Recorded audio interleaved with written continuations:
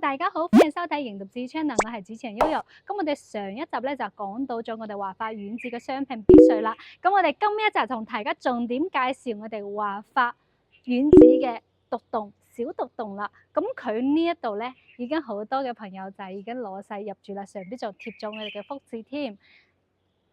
呢個咧係有兩個門俾到各位觀眾㗎。咁我呢度旁邊咧都有埋我哋嘅羅漢松啦。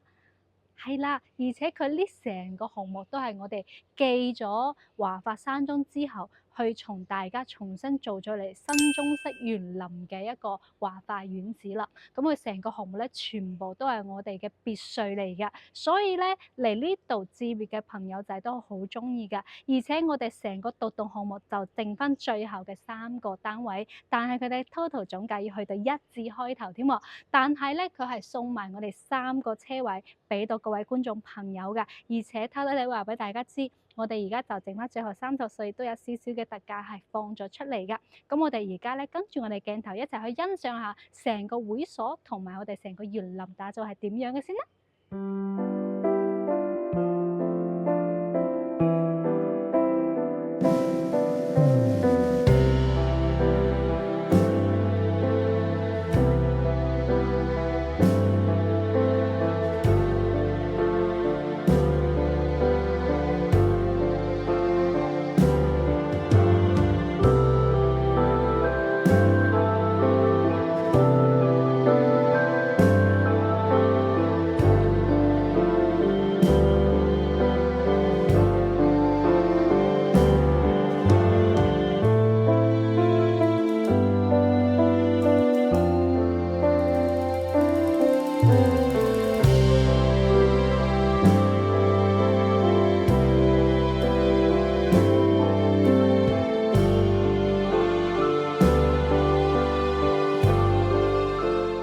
係啦，睇咗我哋咁多嘅鏡頭之後，係咪覺得我哋會所又靚？咁我哋呢一個項目又靚正㗎。咁我哋除咗我哋成個綠化做得咁靚正以外咧，咁我哋亦都可以去到萬達廣場 shopping mall 即係揸車過去只需要7分鐘嘅車程㗎。咁我哋去到附近嘅農貿市場有2層俾到大家去逛街啊，咁啊去買餸啦。咁我哋有2層俾到各位觀眾，而且我哋到時候咧嗰條道打通咗之後嘅話，我哋行路過去只需要5分鐘就到㗎啦。咁我哋去到我哋嘉和城廣場嘅話，亦都只需要15分鐘嘅一個車程。咁當然啦，去到我哋華發嗰個商都就喺金灣嗰邊嘅 ABCD 館，咁佢亦都只需要15分鐘嘅一個車程嚟㗎。咁我哋呢個位置係非常之優秀㗎，咁又近住我哋華發又一城啦。好啦，事不宜遲，跟住我哋鏡頭一齊感受一下我哋呢個小獨棟添啦。先睇下我哋成個園林嘅一個感覺，咁佢咧產權面積係520平至到去580平㗎。咁我嘅使用面積係有1100平方米俾到各位觀眾朋友。咁我哋地上面又有3層，地下有1層㗎。咁我哋花園咧就單我哋花園就有200平俾到各位觀眾朋友去使用啦，贈送3個車位。咁我呢度咧係有成條過道係連住通往我哋嘅負1樓同埋我哋嘅負2樓㗎。咁我呢個咧，佢係做埋我哋挑高有去到5.8米㗎。可能入到嚟先睇下我哋成個園林，呢棵羅漢松啊，好靚仔啊！但係咧保養得唔係話好好，因為佢有啲樹葉仔咧已經枯竭咗啦。所以各位觀眾朋友比較中意養殖嘅，記得要養護好我哋嘅小植物喎。咁我哋呢度咧做咗我哋嘅露天sofa 啦，咁我哋到時候睇下自己點樣去 design 嘅，因為呢邊嘅所有嘅園林打造都係睇翻自己嘅中意㗎。但係咧，佢嘅面積係有去到200平方㗎。咁我呢度係我哋嘅天井位，俾到我哋負1樓去採光用嘅，咁係超級大一面啦，唔驚下邊係冇太陽嘅咯。咁我呢邊有冇中意養狗狗嘅？喺呢個位置為我哋狗狗都係安置一個家㗎。咁呢度放翻我哋一個 sofa 都好寫意㗎。哎呀，撞到頭添！好嚟入到嚟咧，就係我哋1樓嘅客餐廳啦。咁佢呢個咧有2個門係連住通嘅。咁佢我哋獨棟別墅同埋我哋商品別墅，佢嘅使用面積超級無敵大㗎。咁我先睇下我哋廚房同埋我哋餐廳，佢係聯動一齊嘅。咁我哋一樓呢個位置嘅話，廚房就有足夠嘅一個空間，亦都有點解佢賣得咁好嘅一個原因啦。咁我之前咧都有好多嘅一個觀眾朋友都話點解會有人中意呢個別墅啊，或者係好多質疑嘅聲音啦。但係咧呢個項目確實係喺我哋珠海咧賣得非常之好嘅。好咧，睇咗我哋成個廚房，呢個係清水交付嘅。各位觀眾，咁我哋餐邊櫃咧，亦都係可以參照一下佢嘅一個餐邊櫃，做翻我哋中式嘅一個大圓台咧，係完全冇問題啦。咁我哋食中餐就可以喺呢個位置。咁我哋呢個一樓咧係做咗我哋成個挑高噶。咁我哋做翻我哋嘅梳化會客廳啊，就喺呢個位置就 OK 啦。呢幅畫好睇，鋼琴。平時有冇中意有彈鋼琴噶？我識少少。Later。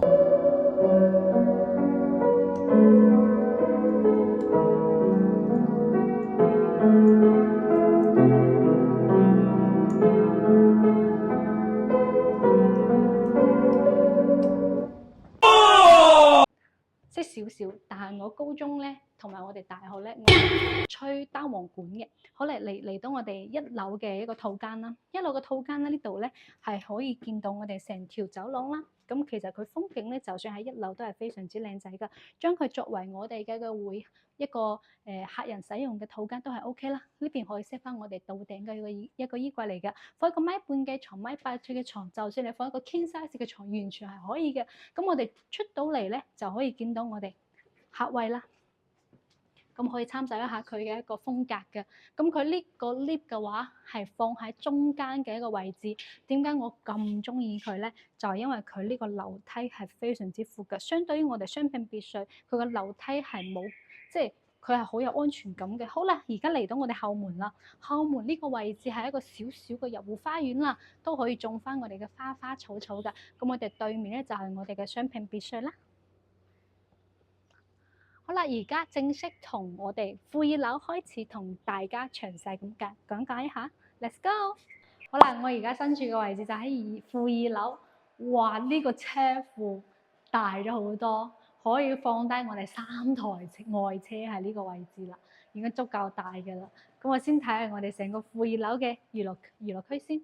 嗱，先從呢邊講起啦，佢呢邊係做翻我哋成個車庫入到嚟之後，就係佢嘅一個收納空間嘅。咁佢呢個位置咧，佢亦都做咗我哋嘅收納啦。到時我哋出門嘅時候要用到啲咩嘢，就喺呢度攞就 OK 噶啦。咁呢邊咧就係我哋生活區啦。生活區我哋洗衣機、烘乾機啊，都喺呢個位置去完成佢嘅。咁我哋做埋我哋嘅收納櫃啦。好啦，入到嚟之後，呢一個位置咧，佢做得好靚仔。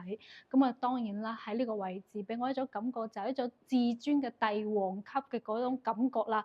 咁我呢度咧可以作為我哋嘅會客廳去使用㗎。咁我哋啱好啊，想落咗班翻嚟，想喺嗰度 hea 下都係 OK。咁啊入到嚟咧，呢個超級靚。我相信中意飲酒嘅都因為我哋成個傳酒室呢個位置而去更加之中意呢一個戶型啦，因為佢負真係好大，超級無敵大。咁啊，中意飲嘅紅酒啊、洋酒啊、我哋嘅白酒啊，都有地方去儲存起身啦。呢度就係我哋西餐嘅一個會客廳啦。咁我呢度食西餐啊，就係呢個位置去食啦。睇下自己點樣去同朋友一齊去開 party 噶啦。咁呢邊咧就係我哋成個茶室。茶室，哇！真喺呢度泡茶啊，好舒服啊！我覺得我如果喺呢度嘅話，我發夢我會笑醒嘅。好啦，再睇我成個會客廳。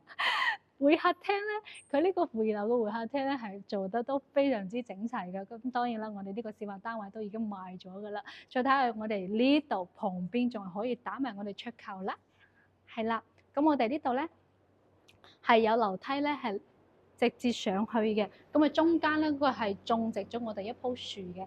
咁我哋呢個都好寫意嘅嗰種感覺啦。咁我哋由樓梯上去可以上到我哋一樓，連接埋我哋負一樓噶。好啦，呢一個空間嚟重點嘅一 part，中意打 golf 嘅，咁喺呢邊就可以完成我哋一日嘅打 golf 嘅運動啦。睇下自己點樣去 design 啦。咁我呢邊都可以做埋我哋瑜伽啦、健身啦。都唔需要去到我哋會所噶啦。咁喺屋企全部一應俱全，全部都有齊晒。好啦，係咪好舒服咧？一種視覺上面嘅感受，就算唔嚟呢度住，先嚟睇下係點樣，都係好舒服噶嘛。好啦，而家我哋去下負一樓。好啦，我而家身處嘅位置就喺我哋負一樓啦。咁我哋呢度咧係可以作為我哋兒童樂園去打造嘅。咁啊，小心我哋呢個位置啦。咁啊，佢係有少少矮嘅。咁我咧要小心棘頭。咁我呢度咧係可以作為我哋畫室去使用啦。咁我成個設計咧，俾人感覺係好有藝術嘅嗰種感覺嘅。呢邊都係我哋成個落地玻璃。咁啊，下邊咧就係可以啱啱好見到我哋車庫入口啊，喺呢個位置嘅。係啊。係我哋一個會客室啦，入咗嚟之後咧，呢度都有埋我哋成個會客室，咁我都放咗我哋小提琴啊，以及我哋大提琴啊，同埋佢吉他啊，同埋我哋嘅呢一個放喺去欣賞嘅，咁我哋可以參照下佢嘅一個設計風格㗎。咁我入到嚟咧，呢度都係我哋套房，呢個係我哋洗手間，負一樓，咁呢度都有一個趟門。樓梯上去咧就係我哋啱啱開頭嘅一個一樓啦，咁咪放一個米八嘅床 king size 嘅床，完全冇問題啦。到時可以 set 翻我哋一個到頂嘅衣櫃啦。咁我可以好似佢一樣 set 翻我哋收納櫃以及我哋梳妝台啦，係咪啊？係咪好舒服啊？呢個就係我哋嘅負二樓啦。好啦，而家去下我哋二樓睇下點樣嘅先啦。好啦，啱啱坐 lift 上到嚟我哋二樓啦，咁佢中間係做咗我哋隔斷嘅。咁我哋呢個小獨棟嘅話，佢呢個隔斷係冇同大家去做嘅，所以到時睇翻大家個人嗰個鍾意，或者咧，如果你想空間利用到盡嘅話，咁我哋呢個就唔使做我哋挑高啦，咁直接鋪過去嘅話，可以多一間我哋嘅客房出嚟啦。咁我哋呢度二樓咧都有埋我哋一個小天台。小露天俾到大家嘅，咁我呢個位置咧，其實你睇下自己到時點樣去 design 佢啦，因為佢個空間使用實在真係太多啦。咁我哋呢度咧可以好似佢一樣做翻我哋戶外嘅 sofa 喺呢度 smoking 一下都係 OK 噶。咁無論去到負一、負二或者係我哋嘅一樓、二樓咧，都有足夠嘅一個戶外空間俾到大家去使用嘅。到時睇下自己點樣去 design 嘅。咁我亦都有專業嘅裝修團隊去幫大家去 design 嘅。好啦。入到嚟之後咧，就係我哋成個二樓，佢呢邊做咗我哋嘅成個隔斷啦。咁佢呢度咧係作為我哋一個工作房去使用嘅，咁可以參照一下佢嘅一個感覺咧，設計感覺。咁我呢度亦都有配置埋我哋嘅洗手間，俾到各位觀眾朋友嘅。係，好，入到嚟咧，呢個咧係連住我哋啱啱用到嘅嗰個辦公區域。咁呢個係我哋嘅工位啦。咁呢度咧，呢一間客房咧，佢有少少唔同嘅係，佢呢度仲有一個小天台俾到客人去使用嘅。咁我哋出咗嚟咧，就可以有一個少少嘅小陽台俾到客人使用啦，都可以夜晚啊喺呢度發下牛竇，係一件極為享受嘅一個事情嚟㗎。放一個米八嘅床啦。King size 嘅床完全係可以實現三邊落地，嗰邊仲可以 set 翻一個到頂嘅衣櫃。其實佢呢個裝修風格我都係比較中意嘅，係啊，好中意啊！好啦，而家我哋去下三樓。好啦，從 lift 出咗嚟之後咧，就係嚟到咗我哋主人嘅套房啦。咁佢一樓、二樓。以及我哋負一、負二全部都有埋我哋嘅套房啦。咁我哋全部屋企人一家人一齊住嘅話，互不干擾、互不打擾，呢種感覺實在是太正啦，係咪？咁我哋呢度係可以放一個 king size 嘅床，咁我哋成個空間都利用到盡㗎啦。咁我呢度咧係兩面嘅採光㗎，咁我嗰邊咧係睇住我哋對面嘅呢一棟啦。咁佢嘅私隱性咧係會爭少少，可以到時候我哋裝翻嘅。白色嘅白紗窗簾翻嚟，咁啊可以拉翻起身啦。咁我哋呢個位置咧係做咗我哋成個衣帽間嘅。咁啊想要衣帽間多少少嘅話咧，可以特登攞一間房間作為我哋衣帽間去使用噶。咁呢個空間咧，大家想要去 design 一個點樣嘅都係 OK 嘅。咁我哋主人嘅套間3樓都會連住我哋成個洗手間㗎，咁我哋洗手間乾濕分離嘅，沖涼喺呢一邊，我哋要上廁所就喺呢一邊㗎啦。雙洗手盆，咁我哋櫥櫃啦，呢啲嘅話大家可以參照一下，游到我哋成個洗手間出咗嚟之後咧，呢度都係我哋超級大嘅一個露台㗎，俾到各位女主人同埋男主人去使用啦。咁呢一個空間咧，其實到時候可以連埋起身嘅，咁啊搭過嚟之後可以作為我哋單獨嘅衣帽間去使用㗎。咁我哋兩面嘅採光又有埋有一個超級無敵大嘅衣帽間，因為太多露台啦，可以如果係呢個位置唔想要露台，就可以將佢切走咗，將佢設計為我哋嘅衣帽間㗎。好啦，我哋而家去下4樓睇下係點樣嘅先啦。哇！我哋呢一個戶型嘅話，佢呢個樓梯真係值得我稱讚啊！點解咧？因為佢係夠闊嘅同時咧，你老人家同埋我哋細路仔係完全唔驚嘅咯。好啦，而家嚟到係我哋4樓嘅位置啦，我哋成個露天好舒服啊！但係咧，如果咧住喺呢一度，一定要裝翻我哋嘅雨棚。點解？又唔係嘅話，好似我哋呢個示範單位咁樣，佢個戶外 sofa 發毛嘅又發晒毛嘅咯喎，係咪？咁買翻嚟自己都會心痛噶嘛。咁呢度做翻我哋嘅灶台啦，裝翻我哋嘅嗰個新盤都係 OK 噶。咁呢度咧係可以完全可以 BBQ 噶。好啦，咁佢成個我哋嘅成個露台咧係非常之舒服，而且可以睇到咧我哋呢一個小獨棟嘅話，好多都已經收晒樓噶啦。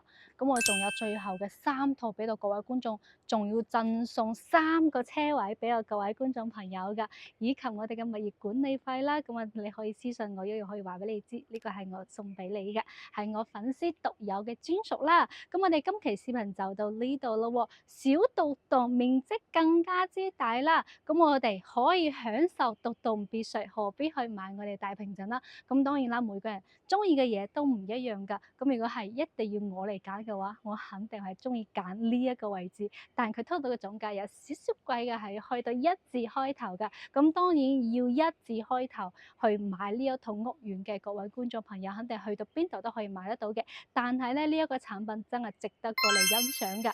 成個園林設計都係俾我一種好賞心悅目嘅一個感覺，好似翻到我哋以前嘅嗰種古時代嗰種感覺，所以咧都會俾我一種好濃厚嘅中國氣息，係文化氣息喺入邊嘅，好舒服㗎。好啦，今期嘅視頻就到呢度咯喎，我哋下方留言，我會將詳細嘅資料同埋價單去 send 翻俾你㗎。咁我都有埋我哋專車接送 for free 㗎啦。好啦，睇下我哋成個天氣都好舒服，而家下晝6點鐘啦，下期再見啦，我係主持人悠悠，拜拜。